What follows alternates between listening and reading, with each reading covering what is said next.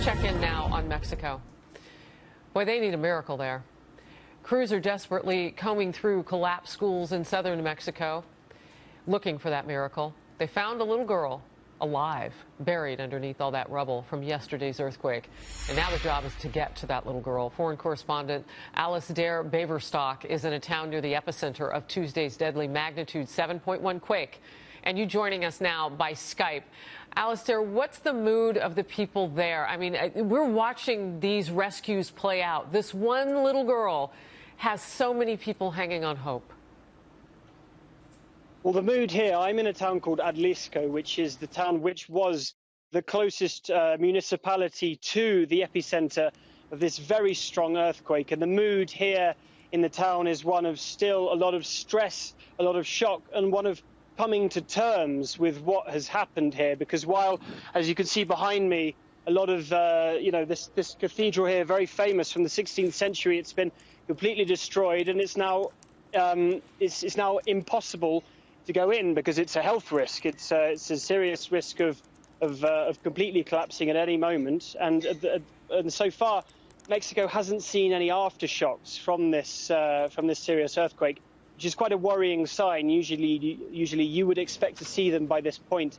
So it's in the town here in Adlisco, at the center, people are telling me it was an absolutely horrible experience, that they thought it was the apocalypse. They thought it was the end of the world.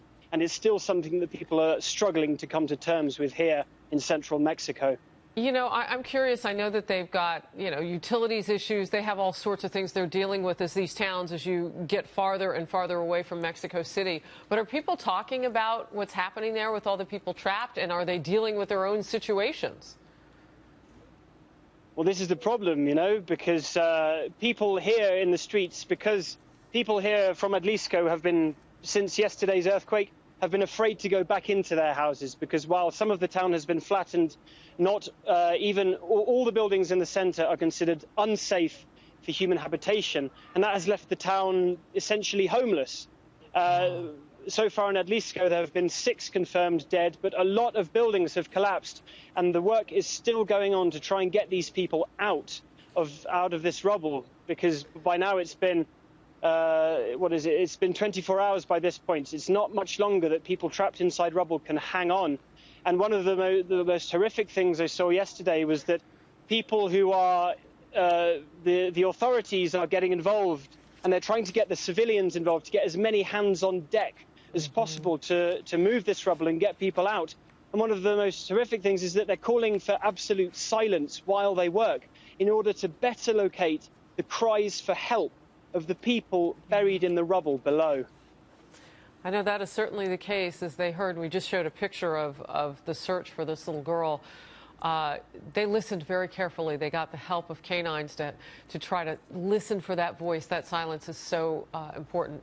Is it hot or cold there, real quickly? Because I'm thinking about dehydration. You talk about how many hours you have people trapped. Well, it's hot here. It's not humid, but it's hot. The sun is very intense here in the central Mexican highlands.